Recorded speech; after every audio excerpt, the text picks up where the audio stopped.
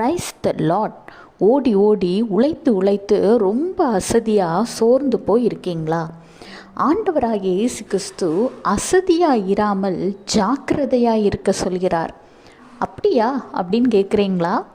ஆண்டவர் அசதியாக இருக்கக்கூடாதுன்னு சொன்னது உங்களுடைய ஒர்க் ப்ரெஷரை குறித்து இல்லை, ஆவிக்குரிய காரியங்களை குறித்து.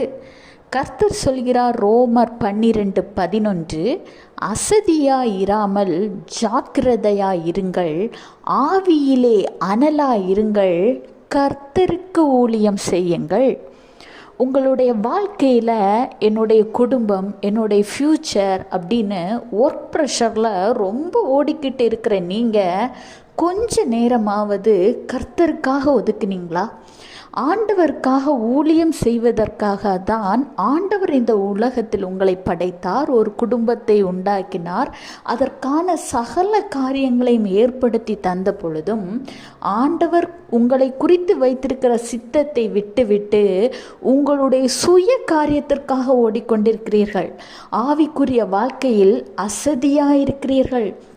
எனவே தான் கர்த்தர் இன்றைக்கு உங்களை பார்த்து சொல்கிறார், அசதியாயிராமல் ஜாக்கிரதையாயிருங்கள்.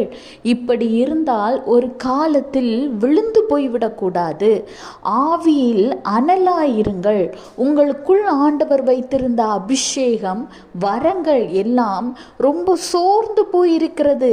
ஆவியில் அனலாயிருங்கள், கர்த்தருக்கு ஊழியம் செய்யுங்கள் என்று கர்த்தர் இந்த நேரத்தில் உங்களை பார்த்து தான் சொல்கிறார். பல விதங்களில் ஆண்டவர் உங்களோடு பேசிக்கொண்டிருக்கிறார். ஆனால் நீங்கள் அதை கேட்டும் அதை அசதியாய், அதை ஒரு நிர்விசாரமாய் எடுத்துக்கொண்டிருக்கிறீர்கள்.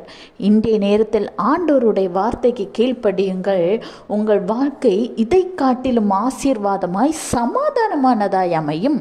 கர்த்தர் உங்களையும் உங்கள் குடும்பத்தையும் ஆசீர்வதிப்பார். Have a blessed day. Jesus bless you.